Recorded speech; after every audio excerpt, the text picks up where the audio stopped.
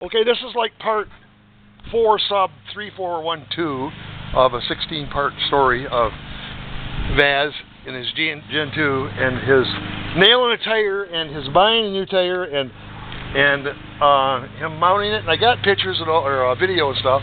He took a few pictures, but what he did here was this is Vaz's design. Now I want you to took some measurements. Yelled at me, screamed, I said 1.5 inches, not 2 inches, and he threw a 2x4. No, not really. But he can lay down there and measured all these things exactly, precisely, and this was the arrangement that Vaz came up. Have you done that before? No, but I did the similar thing on the V-Star 950. I put 3 blocks of wood underneath the frame and fixed it so that the frame would lift it evenly. All right. So all we did was we just got underneath. We just simply got underneath the bike and looked and saw where the frame was, where you know, the lift adapter that you buy goes. But we don't have the lift adapter here, so we cut the 2x4s and stuck it in there. And you know what? It worked perfectly. And this was an emergency.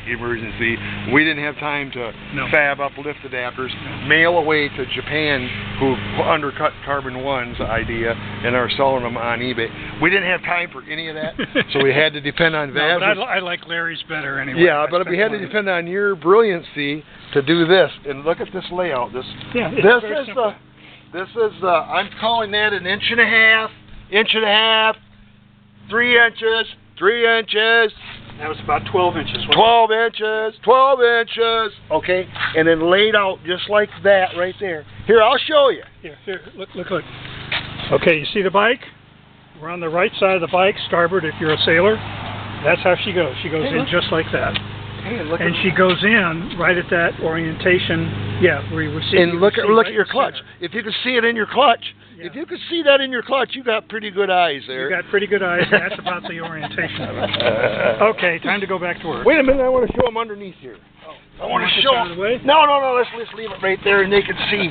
Then they can see what you had going. Cause see, he's got a straight frame rail right here on the right-hand side. See this? All right, and then if you look over there, hey Vaz, there he is. Look at this, Vaz. Yeah. Okay, and then you measured where? Right here between the kickstand switch. Okay. And the frame. And there's a real small spot. And you can't cut it too wide. Gotta go right there. You don't want to cut it too wide because if you do, you'll get onto something you shouldn't be on. This is your floorboard mount, the rear of the floorboard mount, and this is the kickstand switch. So right in between there's a frame member. Yeah. And then aft of behind the kickstand, from there to the curve, you've got about 10 inches, 8 inches, so you can put 4 or 5 inch thing, just enough to cover the lift. Yeah. And put it anywhere in here to get a lift, and that's it. That's all you got to do. Now, I prefer using Carbon One's frame. I could prefer that, but now this is an emergency. No, I got a first gen Mark 1 up on the stand right now that I could run up and show you guys, but I'm guessing, and I'm guessing these are the mounts for the center stand, also for that Carbon 1 frame, or Carbon? Correct. Yeah, the shaft goes through here and locks it in place. Okay, but now do you know if those are the mounts for the center stand for this bike? I don't know. You know, there is a third-party center stand, Rivco, I think. Rivco, yep. And it probably mounts right there. It would make perfect sense. Because there's there's those 2 mounts, and this bar. And this bar. See this bar? Lock in. See this bar? It's got holes drilled in it. That looks like the perfect spot. Yeah. Now I looked at because we were thinking that maybe we're going to have to take a couple 3 hours and fab up a center stand for it out of a first gen stand, because I've got some parts bikes. Take one out, tweak. And we were going to go into business for ourselves. We were going to sell one stand to us, to Vaz, and to me, Cowpuck, and then we were going to take our money. And we were going to go out for dinner. Yeah. Ice cream. Go out and get ourselves some ribs or something. We're going to go out. We're going to take all the money that we made by fabbing this one stand up. But we would have had to do a GoFundMe. Yeah. Or two GoFundMe. Two. Yeah. Yeah, because we want to make sure that Tip gets some ribs too. And I gotta tell you, ladies and gentlemen, this has been an absolute ball staying with Cowpuck and Tippy. This has just been so much fun. They are the most wonderful hosts. It's a beautiful area. The only downside are the darn mosquitoes. They love me. They don't like Scott at all, but boy, they sure love me. Well, they're such wonderful hosts.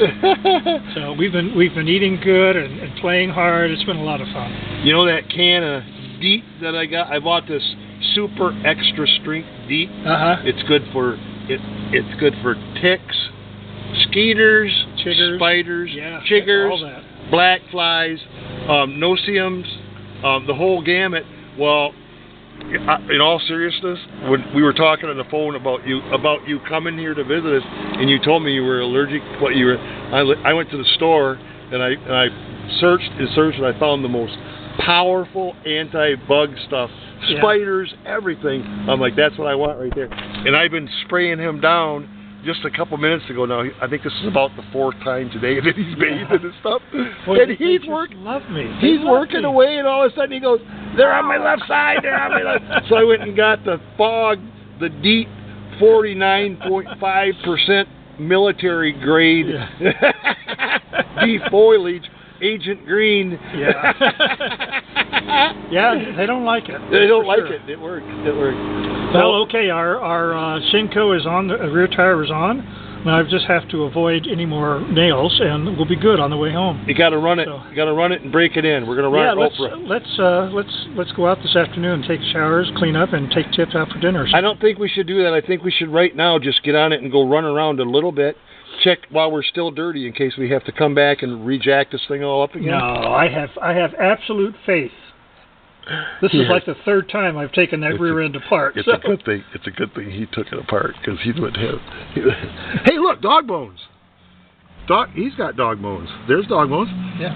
I bet you them are the dog bones that I hear about on these to raise and lower them up, shorten the dog bones up. Yeah, that's where you would do it. My shock still looks pretty good with 63,000 miles, 64,000 miles. 63,000 miles. 63,000. 64. Looks to me like.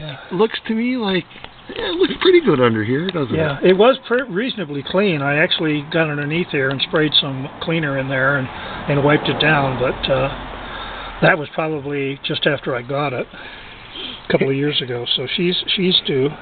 See how you're holding your head up off the ground like that, and you're like we call that in Michigan, us old Boilermakers, we call that being in a bind. Okay, that's what being in a bind. All right, now just hold this camera, take just a short little video of me. I want to show you a trick. This is how I've learned to work.